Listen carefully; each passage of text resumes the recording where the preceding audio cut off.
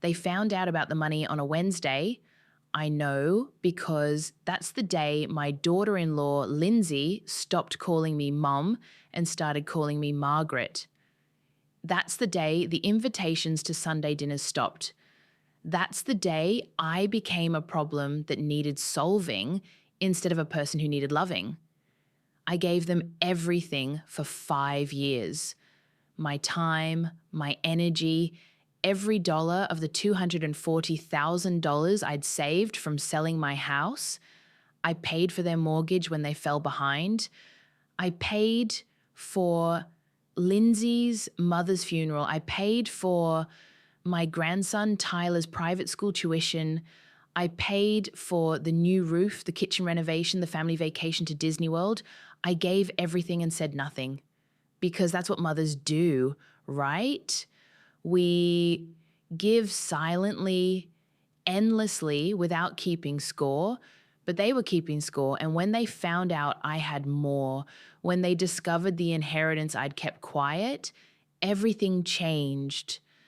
Subscribe if this story finds you, and tell me where in the world you're watching from, because what happened next taught me something I should have learned decades ago. Silence isn't always golden. Sometimes it's just expensive. Let me start at the beginning, 5 years ago, when my son Jason first introduced me to Lindsay. They'd been dating for 8 months, and he brought her to Sunday dinner at my house, the little 3-bedroom ranch I'd lived in for 37 years, the one my late husband Tom and I had bought when Jason was just 2 years old. Lindsay was beautiful. I'll give her that. Tall, blonde, with the kind of smile that looked practiced in a mirror. She wore white jeans and a silk blouse and heels that clicked on my linoleum floor like little judgments. "So, this is where Jason grew up," she said, looking around my kitchen with an expression I couldn't quite read.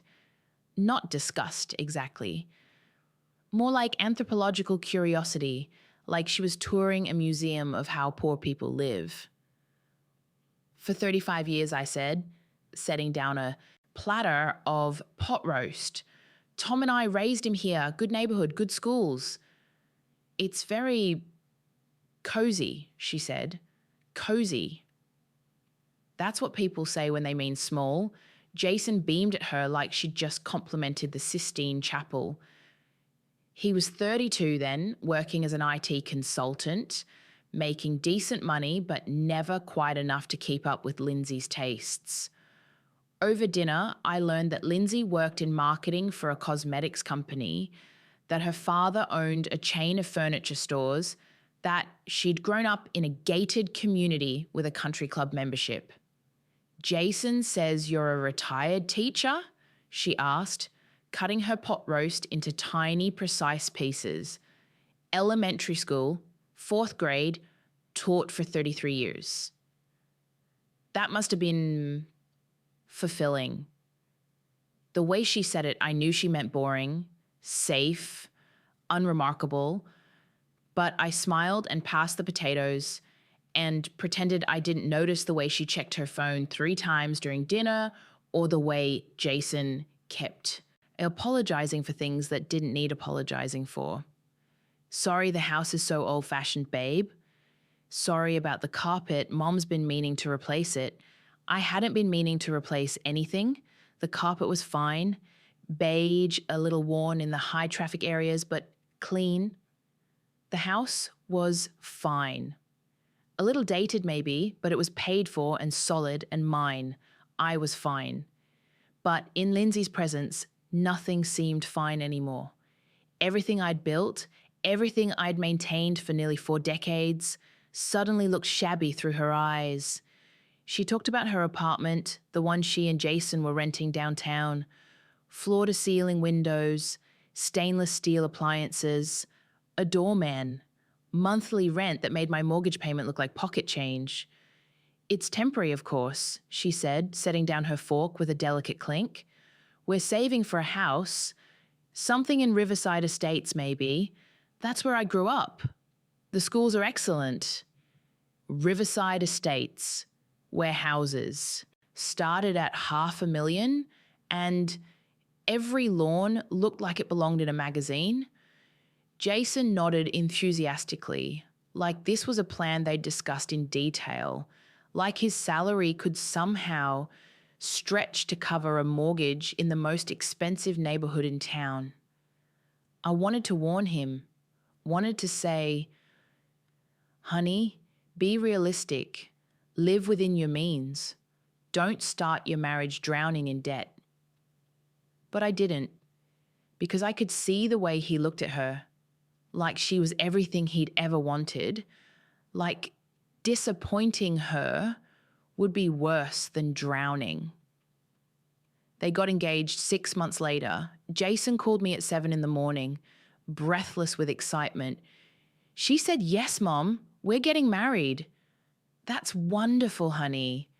I'm so happy for you. We're thinking next June. Small wedding, maybe 100 people. Lindsay's already looking at venues. Do you need any help? No, we've got it covered. Her parents are paying for most of it, but I'll keep you updated. Her parents were paying for most of it, which meant I wasn't needed for the planning, the decisions, the things that mattered. I was just expected to show up and smile and not embarrass anyone with my teacher's salary and my sensible shoes. The wedding was at a country club I'd driven past 1,000 times, but never entered. Everything was white and gold and expensive. The flowers alone probably cost more than my monthly mortgage payment. Lindsay wore a dress that cost $8,000. I know because Jason told me, his voice full of awe, like he couldn't quite believe his luck in marrying a woman who could wear $8,000 and make it look effortless. I wore a navy dress I'd bought on sale at Macy's for $79. Lindsay's mother, Patricia, wore cream Chanel and pearls that looked like they cost more than my car. The rehearsal dinner was the night before at an Italian restaurant with white tablecloths and candles, and waiters who looked down their noses when I ordered water instead of wine. Patricia held court at the head of the table, telling stories about Lindsay's childhood, about the private schools, and the European vacations and the debutante ball. We've always given Lindsay the best, she said, patting her daughter's hand. She deserves nothing less. She looked at me then, just briefly, and I saw the unspoken message. And we expect your son to maintain that standard. But Jason couldn't maintain that standard. Not on his salary, not without help. And I think even then they all knew who would be providing that help. You must be so proud, Patricia said to me during the reception, her voice dripping with the kind of condescension that sounds like kindness if you're not paying attention. I am. Jason's a wonderful young man. Lindsay's very lucky. Although I do worry about their finances. Jason's salary is, well, it's respectable, but you know how expensive life can be, especially when you're accustomed to a certain standard of living. I knew exactly how expensive life could be. I'd raised a child on a teacher's salary while Tom worked construction. I'd stretched every dollar until it screamed. I'd bought generic cereal and mended clothes and driven a car with 200,000 miles on it because that's what you did when you wanted your child to have opportunities you never had. But I just smiled and said, they'll figure it out. Young people always do. What I didn't tell her, what I didn't tell anyone, was that I'd sold my house 3 months before the wedding and that I had $268,000 sitting in a bank account waiting for the day when I'd need it. That day came sooner than I expected. Tom had been gone for 4 years by then. Pancreatic cancer, 6 months from diagnosis to death. Fast and cruel and absolutely devastating. After he died, that house stopped being a home and started being a mausoleum. Every room echoed with his absence. His tools still hung in the garage. His coffee mug still sat in the cabinet. His reading glasses still lay on the nightstand next to a book he'd never finish. I couldn't breathe in that house anymore, so I sold it. Listed it for $275,000, sold it in 10 days for asking price. After paying off the tiny remaining mortgage and the realtor fees, I walked away with $268,000. I moved into a small apartment on the other side of town. 1 bedroom, 1 bathroom, a kitchen barely big enough to turn around in. But it was mine, and it didn't smell like death and grief. I put $200,000 in a high-yield savings account. Didn't touch it, didn't tell Jason about it. It was my safety net, my emergency fund, my insurance policy against ending up dependent on anyone. I kept $68,000 accessible. That was supposed to last me until Social Security kicked in at 67, supplement my small teacher's pension, keep me comfortable but not extravagant. That was the plan. But then Jason and Lindsay bought a house. They called it a starter home, but it cost $385,000. A 4-bedroom colonial in a neighborhood where people drove Audis and hired landscaping companies and had those video doorbells that recorded everyone who came to the door. We stretched our budget, Jason admitted when he showed me the place for the first time. The rooms echoed, still empty, smelling of fresh paint and new carpet. But Lindsay fell in love with it, and I want her to be happy. Lindsay stood in the kitchen, already planning renovations. These appliances are builder grade, we'll need to upgrade. And the countertops, laminate. I was thinking granite, maybe quartz. The house was brand new, everything was perfectly functional. But to Lindsay, functional wasn't enough. Nothing was ever enough. They moved in with furniture from Jason's old apartment, the stuff from his bachelor days, a sagging couch, a scratched coffee table, a bedroom set from IKEA that he'd assembled himself when he was 25. Lindsay hated all of it. Within 2 months, she'd convinced Jason they needed new furniture. We're adults now, babe. We can't live like college students. What will people think? What people, I wanted to ask. Who are these people whose opinions matter more than your bank account? But I stayed quiet. The furniture shopping trip became a family affair. Lindsay insisted I come along, said she valued my opinion, though she ignored every suggestion I made. We went to a high-end furniture store, the kind with little brass plaques next to each piece and sales associates who looked like they'd rather be anywhere else. Lindsay fell in love with a sectional sofa. Italian leather, the salesman said. Hand-stitched, a statement piece. The price tag said $6,400. It's perfect, Lindsay breathed, running her hand over the leather. Jason's face went pale. Babe, that's a lot of money. It's an investment. Quality lasts. We'll have this forever. We just bought a house. We're already stretched thin. Then we'll put it on the credit card. We can pay it off over time. I watched this conversation happen, watched Jason's resistance crumble under Lindsay's certainty, and I knew how it would end. They bought the sofa and the matching chairs and the coffee table and the entertainment center and the dining set that Lindsay said was on sale at only $3,200. The total came to $12,147, and Jason looked sick when he signed the credit card receipt. 3 weeks later, Lindsay decided she needed a new car. Her Toyota was embarrassing, she said. It's 10 years old, Jason. It makes us look poor. They weren't poor, but they weren't rich either. Jason made $68,000 a year. Decent money, but not enough to sustain Lindsay's vision of their life.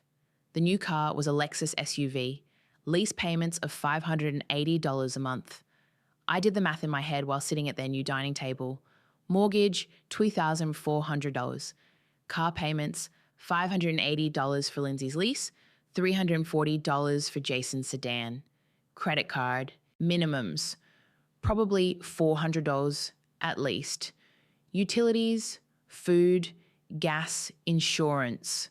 They were drowning before they'd even learned to swim. 6 months after they moved in, Jason called me. Mum, I hate to ask this, but we're in a tight spot. The mortgage is higher than we expected, and with Lindsay's student loans and the credit cards, we're drowning. Could you help us out just for a few months until I get my year-end bonus? My stomach twisted. I'd been waiting for this call, dreading it, knowing it was coming. How much do you need? Maybe $3,000? I'll pay you back, I promise, as soon as I get my bonus in March. $3,000. It was nothing compared to what I had saved, but it was also everything. It was the beginning of a pattern, a precedent, a door opening that I'd never be able to close again. Of course, honey, I'll transfer it today. Thank you, Mum. You're a lifesaver. I don't know what I'd do without you. I transferred $3,000 that afternoon. Watched my savings account balance drop from $265,400 to $262,400. March came and went. Jason's bonus was smaller than expected, he said. He'd pay me back soon, he said. He never paid me back. But that was okay, I told myself. That's what mothers do. We help, we support, we give without expecting return. What I didn't realize was that I'd just taught them a lesson I'd spend the next 5 years wishing I could undo, that I would always say yes, that I would always have money, that I would always put their needs before my own. 3 months later, Lindsay's mother died suddenly. Heart attack while shopping at the grocery store. Collapsed right there in the produce section. The ambulance came, but Patricia was gone before they got her to the hospital. Lindsay was devastated, inconsolable. She'd been close to her mother, talked to her every single day, relied on her for advice and support and validation. Jason was wonderful with her, patient, attentive, everything. A husband should be. He held her while she cried. He made all the funeral arrangements because Lindsay couldn't bear to make decisions. But funeral arrangements cost money, a lot of money. The funeral home is quoting us $18,000, Jason said quietly when he called me. His voice was exhausted, strained. Lindsay wants to give her mother the kind of service she deserves. Open casket, big reception, flowers, the whole thing. Her father is helping, but he's on a fixed income now since he retired. The furniture stores haven't been doing well. He can contribute maybe $5,000, but that's it. I know it's a lot, Mom, but I'll take care of it, I said. I didn't even hesitate. Patricia had been difficult, condescending, judgmental, but she was Lindsay's mother, and Lindsay was grieving. How could I say no? I transferred $18,000 the next day. Watched my balance drop to $244,400. Jason cried when he called to thank me. You're the best mother in the world. I don't know what we'd do without you. Lindsay says to tell you thank you, that this means everything. I wanted to say, tell Lindsay to tell me herself. But she never did. At Patricia's funeral, I sat in the back row. Lindsay's family filled the front rows. The service was beautiful. White roses everywhere. A string quartet. A catered reception with food I couldn't identify and wine I couldn't pronounce. $18,000 worth of beautiful. No one thanked me. No one acknowledged my contribution. Lindsay gave a tearful eulogy about her mother's generosity, her love, her sacrifice. But I was invisible, just another guest in the back row. That should have been my warning. That should have been the moment I realized what I was to them. But I told myself it was grief. People don't think clearly when they're grieving. Lindsay would thank me later when the shock wore off. She never did. When they fell 3 months behind on their mortgage and faced foreclosure, I paid $8,400 to catch them up. The call came on a Thursday. Jason's voice was panicked, breaking. "Mom, we got a letter from the bank. They're starting foreclosure proceedings. We're 3 months behind. I didn't want to tell you because I thought I could fix it, but my commission check was smaller than expected, and Lindsay's been having trouble at work, and we can't lose the house. Tyler lives here. This is his home." Tyler was 18 months old by then, just learning to walk, to say his first words. A beautiful boy with Jason's dark hair and Lindsay's blue eyes. "How much do you need?" $8,400. I know it's a lot, but if we can just catch up, we'll be okay. I swear, Mom, we'll pay you back. I transferred the money within an hour. Watched my balance drop to $236,000. Jason sent me a photo of Tyler later that day, big smile, holding a stuffed elephant. "Thank you for saving his home," the text said. It wasn't his home I was saving. It was theirs, and I was enabling them to live beyond their means, to make choices without consequences. But how do you say no when your grandchild's home is at stake? You don't? At least I didn't. When Lindsay decided that Tyler, at age 3, needed to attend a Montessori preschool that cost $1,200 a month, I paid the tuition. "The public preschool is fine," I'd suggested gently. "I taught in public schools for 33 years. They do good work." Lindsay's face had tightened. "I want better for Tyler than fine. He deserves the best education from the very beginning. It's an investment in his future." An investment. Everything was an investment with Lindsay. The furniture, the car, the preschool. Investing in things that depreciated, that didn't last. That didn't matter, but I wrote the check. $14,400 for the year. Watched my balance drop to $221,600. Tyler thrived at Montessori. He learned to count in Spanish and identify cloud types and plant seeds that grew into tomatoes. I picked him up twice a week, watched him run to me with paint-stained hands and stories about his day. Those were the good days, the days when the money felt worth it. When their roof started leaking during a particularly harsh winter, the insurance company denied the claim. "Wear and tear," they said. "Not covered." The repair estimate came to $12,000 for a complete replacement. Jason didn't even ask this time. He just called and said, "Mom, the roof is leaking. The insurance won't cover it. I don't know what to do." I knew what he was really saying. I knew what he was asking without asking. "I'll take care of it," I said. $12,000. Balance, $209,600. The kitchen renovation was Lindsay's idea. She'd been pinning photos on Pinterest for months. White cabinets, marble countertops, subway tile backsplash, a farmhouse sink. "The kitchen is the heart of the home," she told me over coffee one afternoon. "And ours is just so dated. Every time I cook in there, I feel like I'm in a time warp from the 1990s. "There's nothing wrong with the 90s, I said mildly.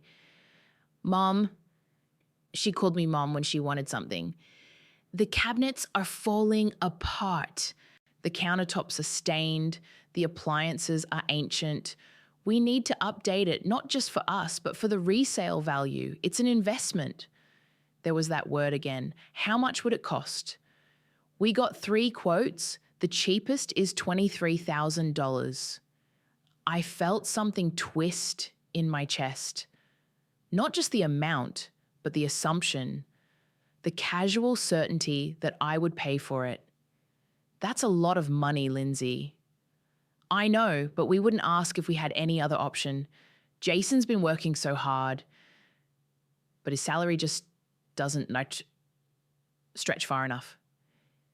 And with Tyler's school and the mortgage and everything else, she trailed off, letting the implication hang in the air. They had no money because they'd spent it all on things they didn't need, on a lifestyle they couldn't afford. But Tyler was sitting at my feet, playing with toy cars, completely unaware of the adult conversation happening above his head. Okay, I said quietly, I'll help with the kitchen. Lindsay hugged me. Thank you, Mom. You're so generous. We're so lucky to have you. $23,000, balance $186,600. The kitchen took 6 weeks to complete. It was beautiful, I'll admit that. White and bright and exactly like the Pinterest photos Lindsay had shown me. She posted photos on Facebook, dozens of them. The before and after, the subway tile, the farmhouse sink, the comments poured in. Gorgeous. I'm so jealous. Yeah, you have such great taste. Not a single mention of who paid for it, not a single thank you in the captions. Just Lindsay, smiling in her perfect kitchen, living her perfect life. The Disney World trip was supposed to be a once-in-a-lifetime experience. Tyler is 4, Lindsay said. This is the perfect age. He'll remember it forever. And we need this, Jason and I. We've been so stressed with work and bills and everything. We just need a break. The total cost came to $6,500. Flights, hotels, park tickets, meals, souvenirs. We can't afford it on our own, Jason admitted. But it would mean so much to Tyler, to all of us. I looked at my grandson's hopeful face, 4 years old, already learning that grandma was the person who made dreams come true. Okay, I said, but this is the last big thing. I can't keep doing this. Of course, Mom, we understand. This is it, we promise. $6,500. Balance, $180. They posted photos from Disney every day. Tyler with Mickey Mouse. Lindsay and Jason kissing in front of Cinderella's castle. The family wearing matching shirts that said, Morrison Family Vacation 2019. I wasn't in any of the photos. I hadn't been invited, but I'd paid for every magical moment. That should have been my breaking point. That should have been when I said enough. But I told myself they deserved the vacation. They were stressed. They were young. They were figuring things out. I told myself a lot of things to justify my silence. Over 5 years, I gave them $127,000, more than half of everything I had. And I said nothing. Not about the sacrifice, not about the cost, not about the fact that my own apartment had a leaky faucet I couldn't afford to fix because I'd spent my plumber money on their roof. I said nothing about eating ramen and canned soup while they ate organic groceries from Whole Foods. I said nothing about wearing the same 3 outfits on rotation while Lindsay posted photos in new clothes with tags still hanging from the sleeves. I said nothing about the nights I lay awake, staring at my bank balance, wondering what would happen to me if I got sick, if my car broke down, if I needed anything at all.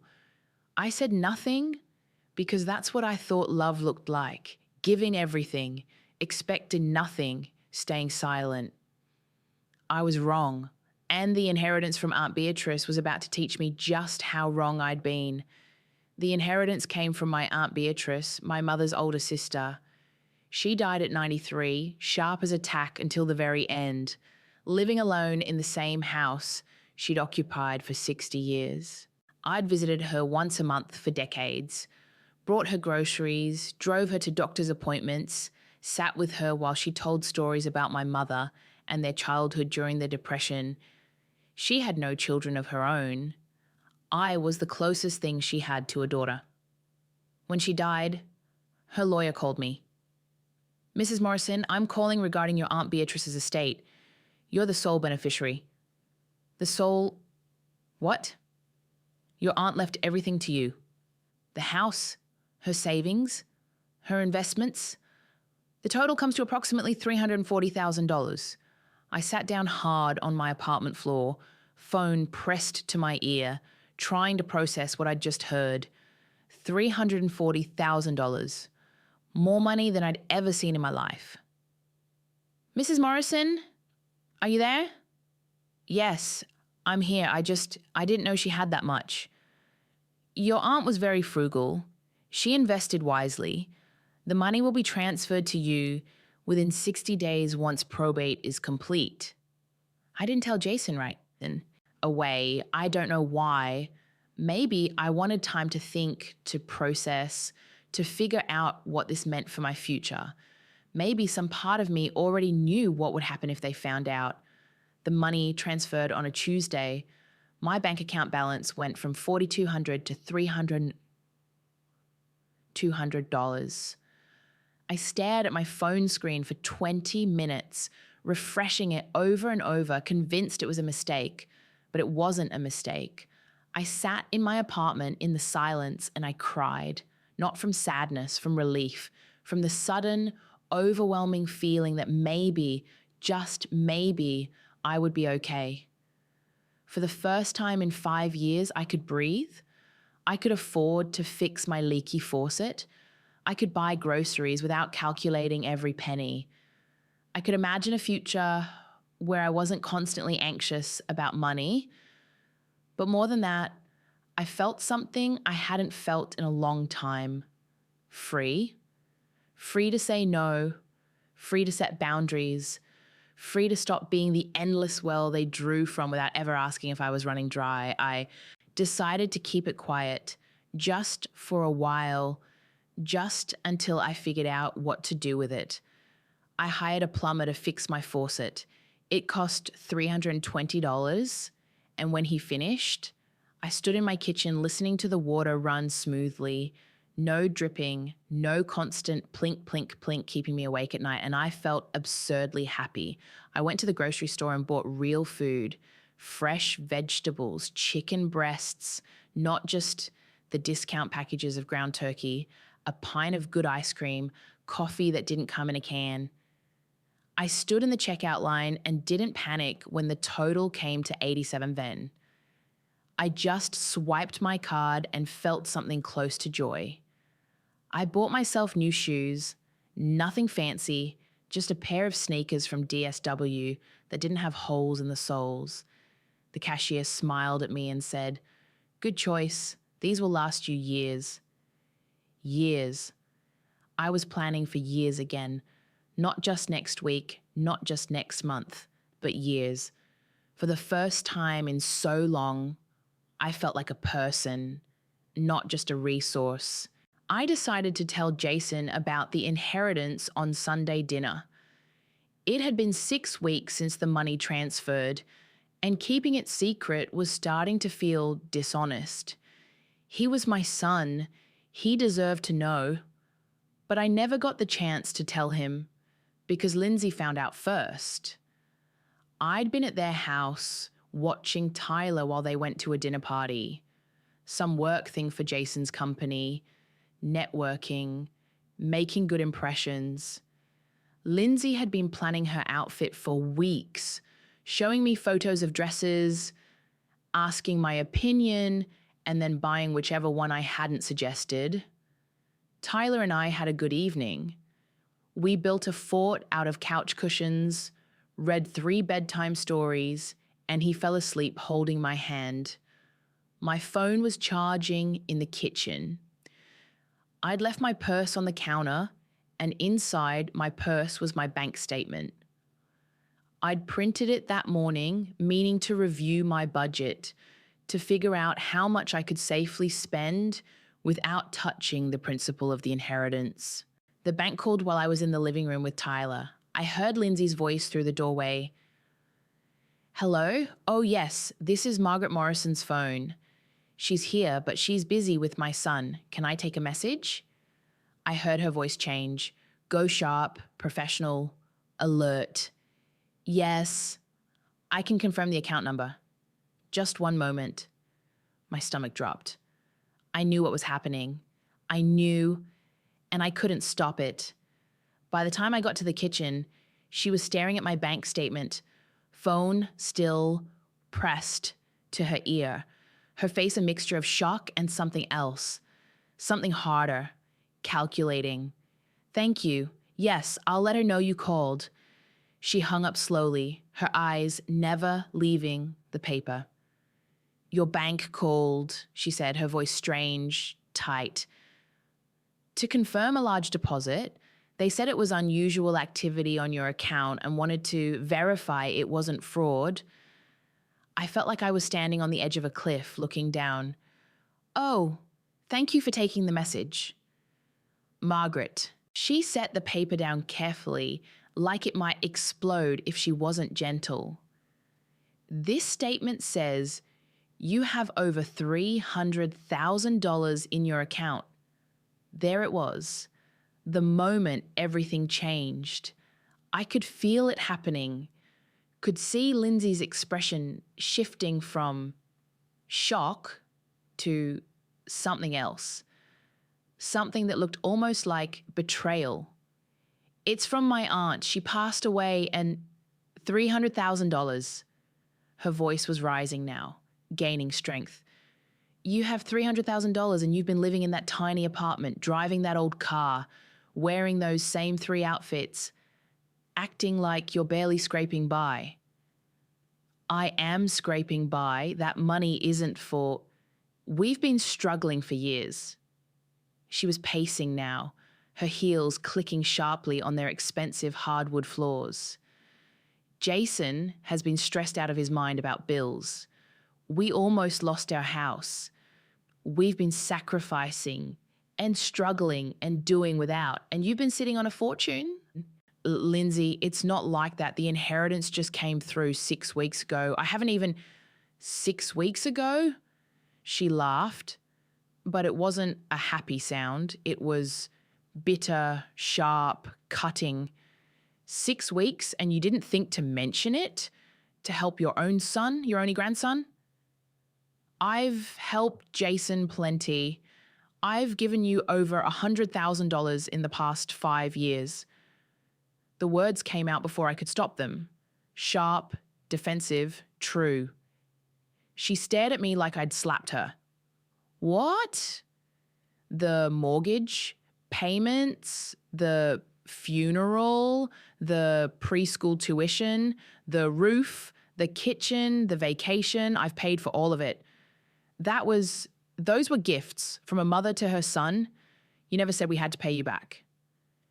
"I never asked you to pay me back. But I also never said I had unlimited money. I've been barely surviving, Lindsay. Eating ramen and buying clothes at thrift stores and lying awake at night worrying about my own bills, all so I could help you live in a house you couldn't afford. Drive a car you didn't need and send Tyler to a school that costs more per month than my rent. Well, now you don't have to eat ramen anymore, do you? Now you're rich." She said it like an accusation, like I'd stolen something from her. "I'm not rich, I'm secure. For the first time in 5 years, I have a safety net. I have enough money that I don't have to panic every time my car makes a strange noise." That's not rich, Lindsay. That's just not being terrified. But she wasn't listening. She'd already made up her mind. I was the villain in her story. The grandmother who'd withheld resources while her grandson's family struggled. Never mind that I'd given them half of everything I owned. Never mind that I'd sacrificed my own security for theirs.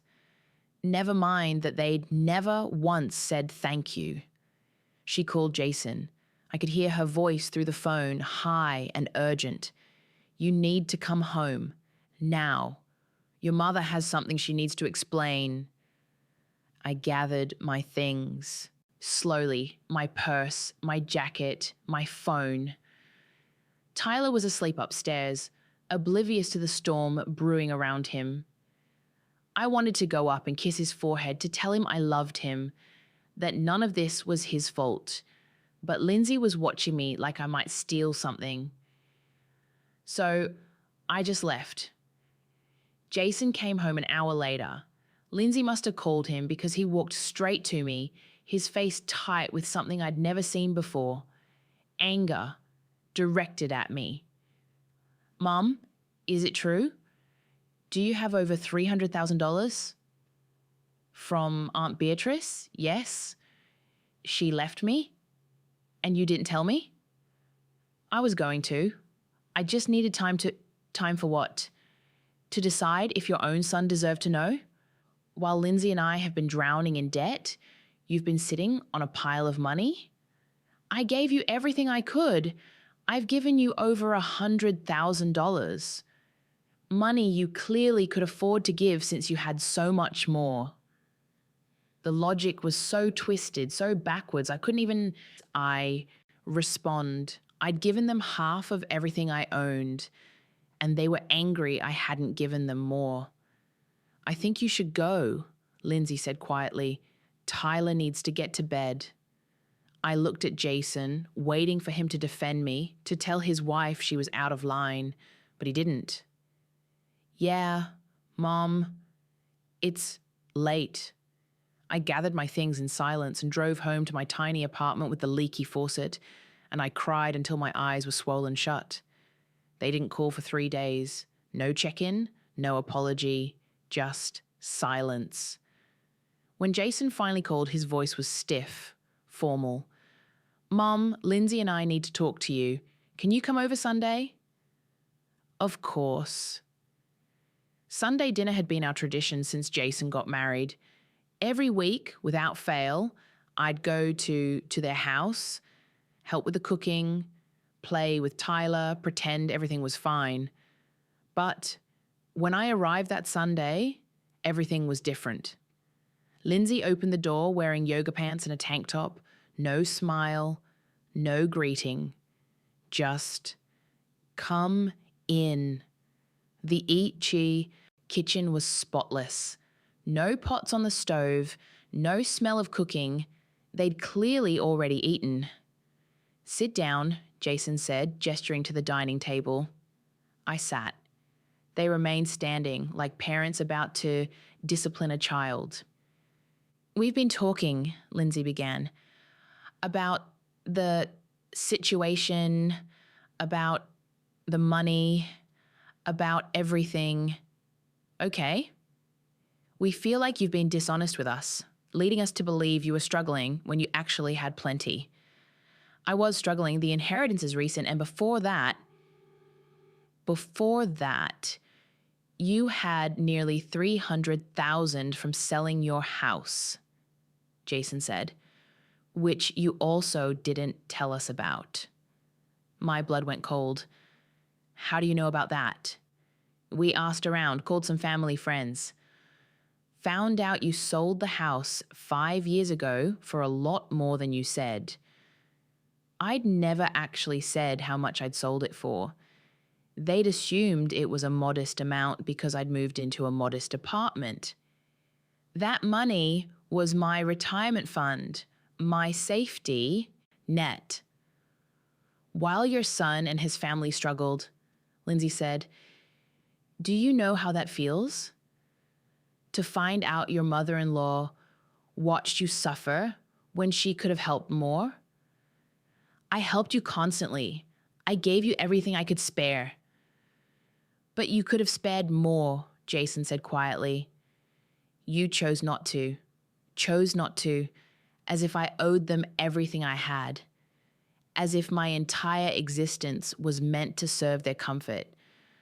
So here's what we think is fair, Lindsay continued.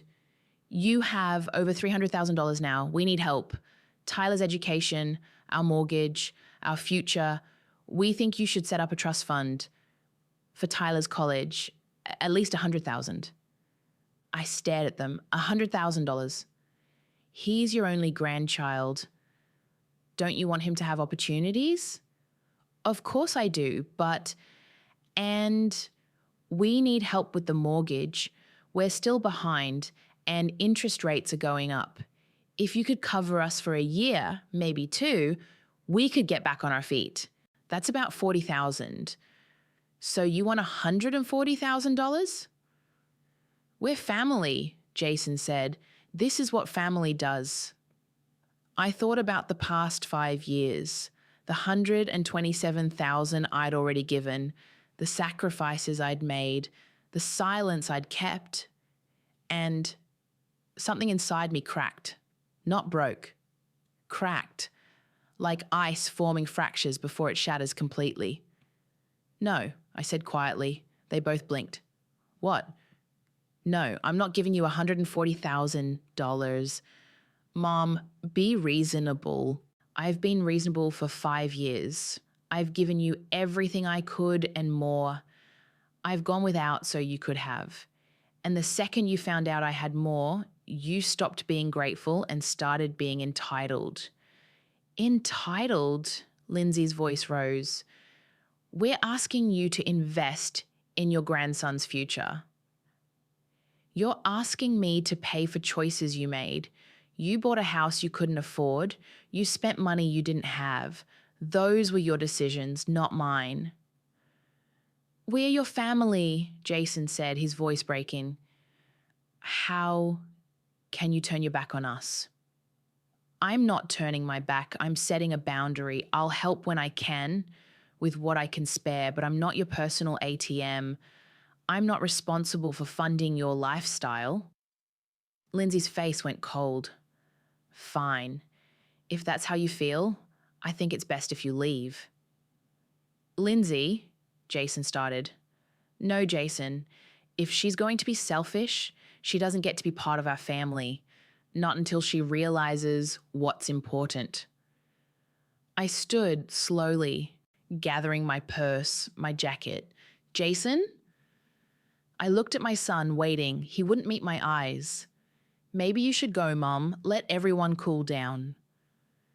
I drove home in silence, hands shaking, tears streaming down my face. And I knew with absolute certainty that everything had changed. They'd shown me exactly who they were. And I'd finally seen it clearly. They uninvited me to Sunday dinner, not explicitly. They just stopped calling to confirm, stopped answering when I called to ask about plans. The silence was the message. A week later, I saw on Facebook that they'd had Sunday dinner without me. There were photos. Tyler eating spaghetti, Jason and Lindsay smiling.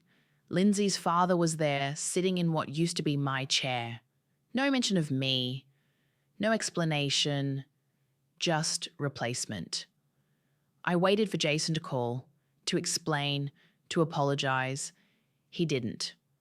2 weeks after the confrontation, I decided to stop waiting. I called a lawyer, a woman named Susan Caldwell, who specialized in estate, planning, and family law. Tell me what happened, she said after I'd explained the basics. I told her everything. The 5 years of payments, the $127,000, the inheritance, the demand for more money, the expulsion from family dinners. She listened without interrupting, taking notes. When I finished, she sat back in her chair. Mrs. Morrison, I'm going to be blunt with you. You've been financially exploited. What your son and daughter-in-law have done could be classified as elder financial abuse, especially given the pattern of behavior and the coercion. Elder abuse, I'm 67, not 90. Elder abuse applies to anyone over 60, and the pattern is clear. They've manipulated you into giving them money repeatedly, using your love for your son and grandson as leverage. Now that you've set a boundary, they're punishing you with exclusion. I hadn't thought of it that way. I'd thought I was just being a generous mother. What can I do? First, document everything. Every payment, every conversation, every demand. Second, we need to protect your assets. I'm going to recommend you set up a revocable trust. Name yourself as the primary beneficiary and specify very clear terms for any inheritance. I don't want to cut Jason out. He's still my son. I understand, but we need to protect you. And frankly, if your son is willing to extort you emotionally, you need safeguards. She was right. I knew she was right, but it hurt like hell to admit it. Over the next month, Susan helped me reorganize my finances. We created a trust, specified that upon my death, Jason would receive $25,000, Tyler would receive $50,000 for education only, and the remainder would go to charity. We documented every payment I'd made to them over the past 5 years. Bank transfers, check copies, credit card statements. The evidence was damning. $127,000 in 5 years, all documented, all one-sided. If they ever try to claim you owe them anything, or if they try to sue you for support, we have proof you've already given well beyond any reasonable expectation, Susan said. Do you think they would? Sue me? I think people do surprising things when money is involved. She also helped me draft a letter. I sent it certified mail, return receipt requested. Dear Jason and Lindsay, I've spent the past month reflecting on our relationship and the conversation we had in November. I need to be clear about several things. Over the past 5 years, I've given you $127,000. This includes mortgage payments, funeral expenses, educational costs, home repairs, and vacation funding. These were gifts, given freely out of love, with no expectation of repayment.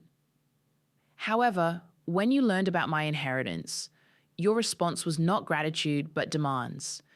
You asked for $140,000 more, and when I declined, you excluded me from your family. I need you to understand something. I am not a bank. I am not an endless source of funding. I am your mother and grandmother, and I deserve to be treated with respect, not as a resource to be exploited. I love you both. I love Tyler, but I will not participate in a relationship where my value is measured solely by what I can provide financially. If you wish to rebuild our relationship, I'm open to that, but it will be on new terms, mutual respect, honest communication, and realistic expectations about what I can and cannot provide. I've enclosed documentation of all financial assistance I've provided. This is not to shame you, but to create clarity. I hope it will help you understand why I needed to set boundaries. I will always love Jason, but I will no longer accept being treated as if my only worth is financial. With hope for better understanding. Margaret. I got the return receipt 3 days later. Someone had signed for it. No response came. Not for weeks. I spent Christmas alone in my apartment. I'd bought a small tree, decorated it with ornaments from when Jason was a child.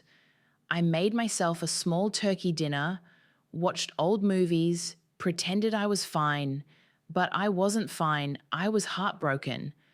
On Christmas morning, I'd texted Jason, "Merry Christmas. I love you. I miss Tyler. I hope you're all well." No response. I called on New Year's Day. The call went to voicemail. "Hi, honey. It's Mum. I know things are complicated right now, but I wanted to wish you a happy new year. I love you. Call me when you're ready. He didn't call. February brought the first crack in the silence, a message on Facebook from Lindsay. Tyler has been asking about you. He wants to know why Grandma doesn't come to dinner anymore. We told him you were busy, but he's confused. Kids are perceptive. I read it 5 times, analysing every word, looking for the trap. She was blaming me for Tyler's confusion, making me the bad guy, making it my fault. That a 4-year-old didn't understand why his grandmother had suddenly disappeared from his life. I typed and deleted 3 responses before settling on, I would love to see Tyler. I've been available this entire time. You're the ones who stopped inviting me. Her response came an hour later. We needed space. You heard us, Margaret. The audacity of it took my breath away. I hurt them by not giving them more money, by setting a boundary, by daring to keep something for myself. I hurt you by not giving you $140,000. You hurt us by being dishonest, by hiding money while we struggled. I gave you $127,000 over 5 years. From money I told you I didn't have because I thought it was my retirement fund. I prioritized your needs over my security. That's not dishonesty. That's sacrifice. She read the message. I could see the little check marks indicating she'd seen it, but she didn't respond. The silence stretched for 3 more days. And then Jason called. Mum, can we talk? His voice was different, tired, older somehow, like he'd been wrestling with something and lost. Of course. Lindsay is angry. She feels like you lied to us, like you let us struggle when you had resources, but I miss you. Tyler misses you. And I've been thinking about what you said in your letter. What have you been thinking? He was quiet for a long moment. I could hear him breathing on the other end of the line. That maybe we did expect too much. Maybe we took advantage. I didn't see it at the time, or maybe I didn't want to see it, but I've been going through our finances, actually looking at the numbers. And Mom, we spent so much money on things we didn't need. Lindsay kept saying they were investments, but they weren't. They were just things, expensive things that made us look successful while we were drowning. It was the most honest Jason had been with me in years. I love you, Jason. I've always loved you. I just can't keep giving everything I have. I need to take care of myself too. I know. I think I'm starting to understand that. Lindsay doesn't, not yet. She's still angry, but I understand. Can I see you? See Tyler? He hesitated. I could hear the internal debate, the weighing of loyalties. Let me talk to Lindsay. Give us a little more time. But Mom, I want you in our lives. In Tyler's life. We'll figure this out. More time. Always more time. But his voice was different this time, sincere, like he actually meant it. So I said, okay, because what else could I say? I said, okay, and I waited, because that's what mothers do. We wait, we hope, we forgive, even when forgiveness hasn't been earned.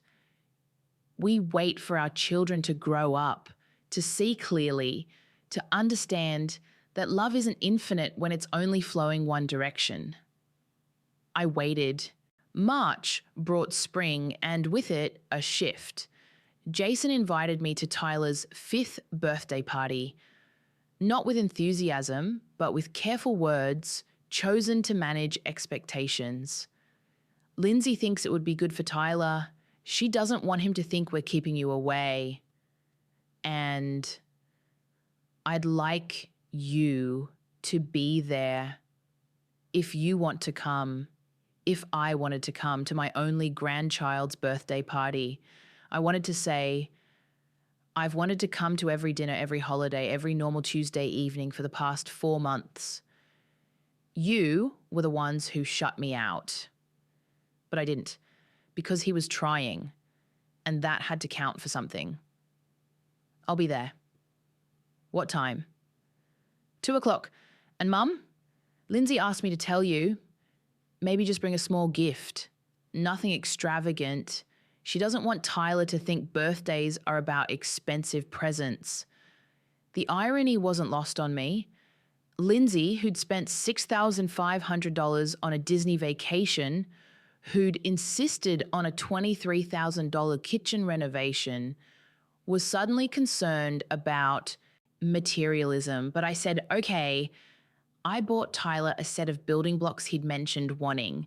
$40 at Target, wrapped it in paper covered in cartoon dinosaurs.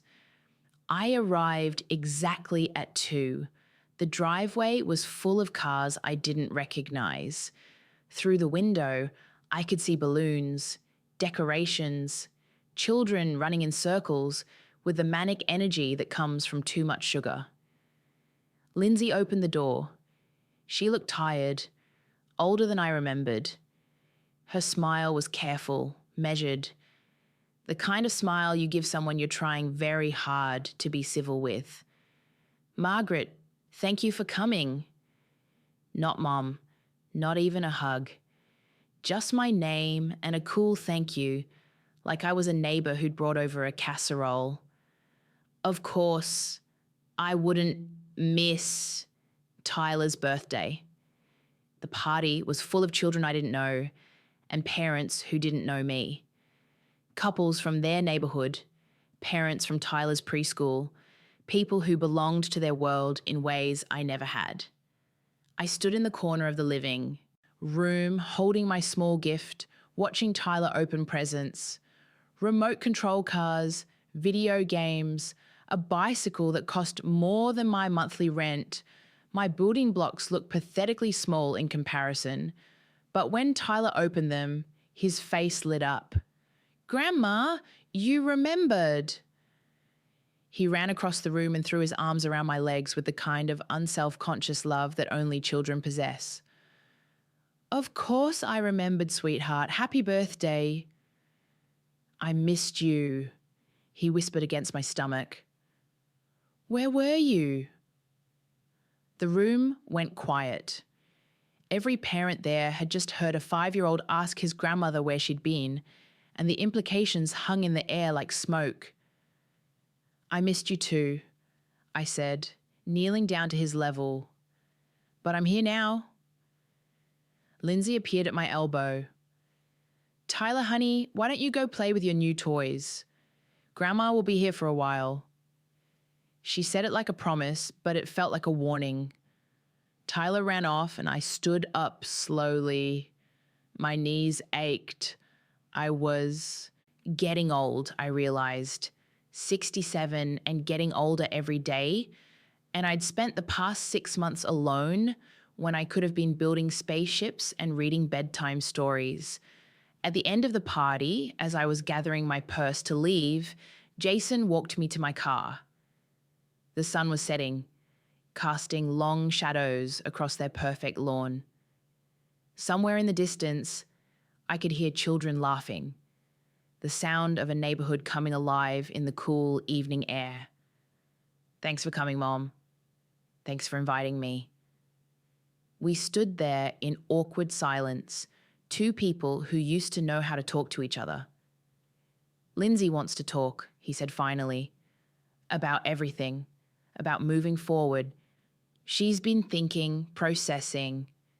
She's not where I am yet, but she's getting there. Are you open to that? I thought about the past months, the lonely holidays, the silent phone, the absence of my grandson's laughter.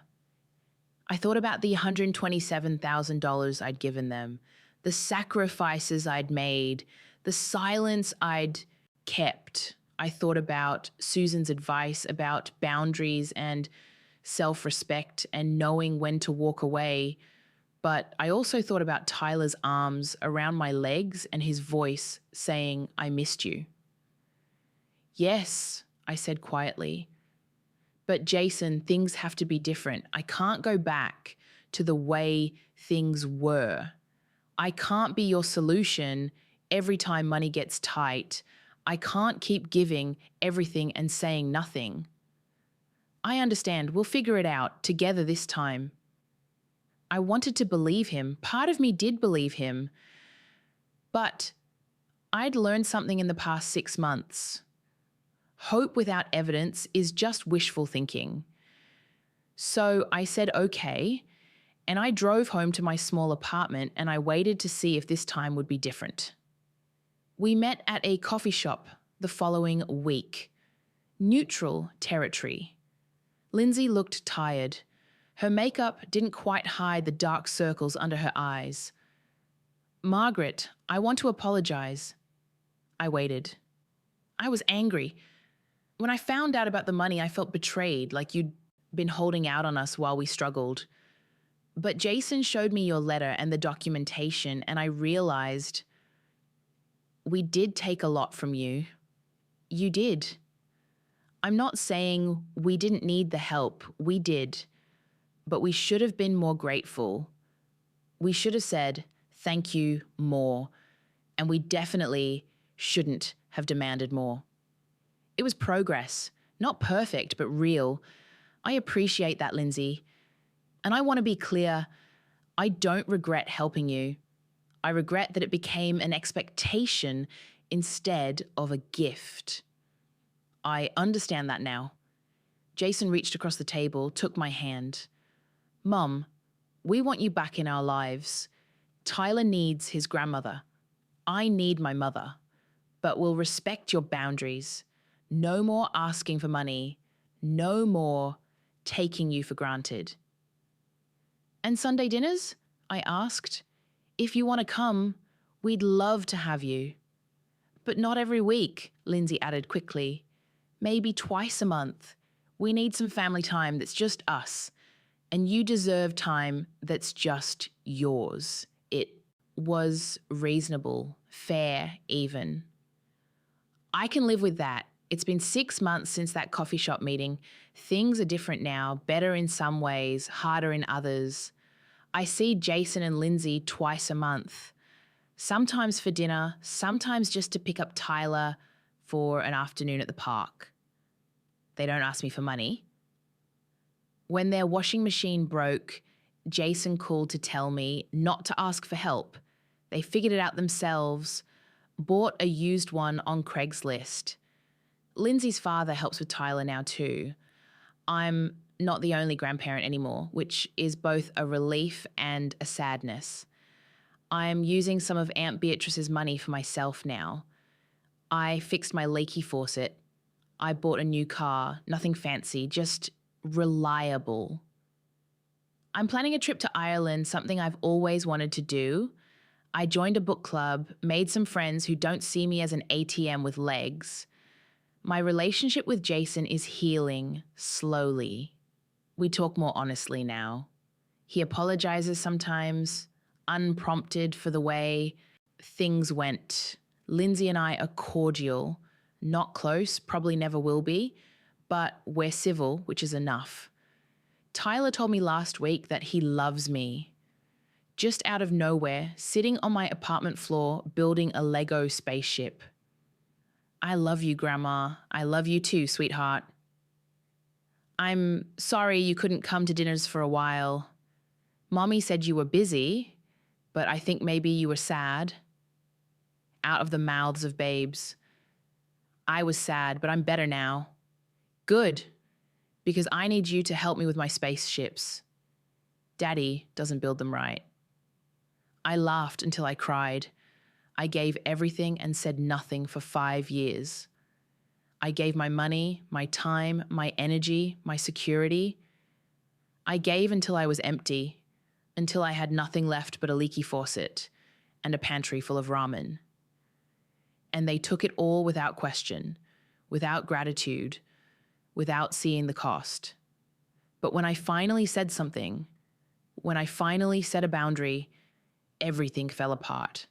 And then, slowly, painfully, it rebuilt itself into something more honest. I learned something important.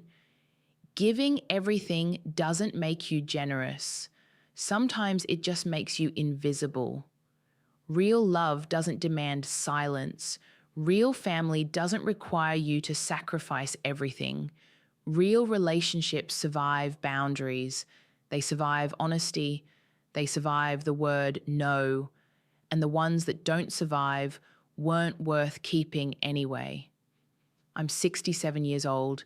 I have $285,000 in the bank, a trip to Ireland planned for next spring, and a grandson who builds spaceships with me twice a month. I have a son who's learning that mothers are people too, with needs and limits and the right to say no. I have my dignity back, and I will never, ever give everything and say nothing again, because silence isn't golden. Sometimes it's just expensive, and I've paid enough. Thanks for listening. Don't forget to subscribe and tell me where in the world you're watching from. Your voice matters. Your boundaries matter. Your needs matter, even when the people you love forget that, especially then